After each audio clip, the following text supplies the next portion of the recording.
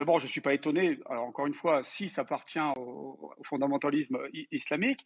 En 2018 ou 2017, je discutais avec un agent, un employé de l'ambassade de France à Londres, qui me connaissait, hein, il connaissait mon parcours et ils étaient très inquiets justement sur l'évolution à Manchester. Et d'ailleurs, il y avait eu un attentat très, très grave à Manchester à la sortie d'un concert en 2017, justement, en mai 2017, si je me souviens bien.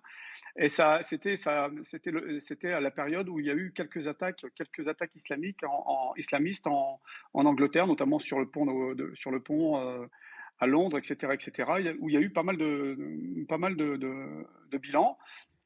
Alors, la particularité en Angleterre, c'est qu'ils ne parlent jamais d'islamisme.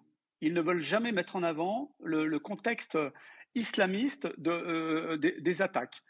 Ce contexte-là, d'autant plus dégradé depuis le 7 octobre. Hein, et je vous rappelle qu'à Londres, il y a eu des manifestations monstres pro-palestiniennes, pro-Hamas, parce qu'il y avait aussi des drapeaux du Hamas, et notamment à côté du siège du MI6, hein, les services secrets, les services extérieurs, secrets extérieurs de l'Angleterre.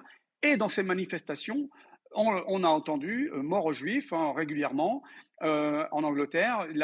C'était, comment dirais-je, une, assez régulier dans ce genre de manifestation. La communauté juive en Angleterre était très inquiète. J'ai fait quelques interventions justement sur l'islamisation de Londres que j'avais vu, sur lesquelles j'avais travaillé, que je travaille toujours d'ailleurs. Et Londres se dégrade petit à petit, surtout par les grandes villes, se dégrade petit à petit, devient de plus en plus islamique.